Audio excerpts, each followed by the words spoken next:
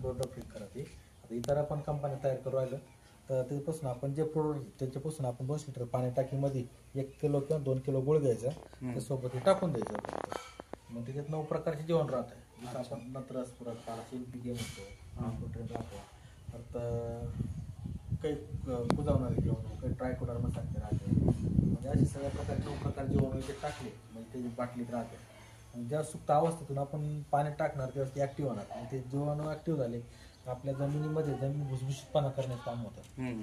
तर त्या पांढऱ्या मुळ्या संख्या वाढच काम होतं. त्याला लागणारे जे घटक आहे अन्न घटक तिथं पडलेले जमिनीमध्ये मातीमध्ये उचलण्याचं आपटेक करण्याचं काम होतं.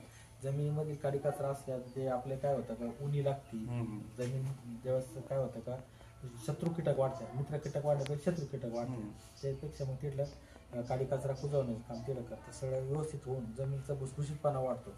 स्प्रे केला तर जे सूर्यप्रकाश कॅप्चर करण्याची क्षमता, रोगाचे प्रतिकार करण्याची क्षमता त्याच्यामध्ये झाडामध्ये तयार होते. म्हणजे असे एकच फायदे ना ते जास्त फायदे. आपण काडी कचरा टाकले तर काडी कचरा कुजवायचं काम करतात. उकड्यावर टाकला तर एकदम चहा पावडर सारखं तयार होतं. म्हणजे हे मल्टिप्लस यूज म्हणून आपण डिकम्पोजर वापरतो. अशी पद्धत आपले कार्य करते.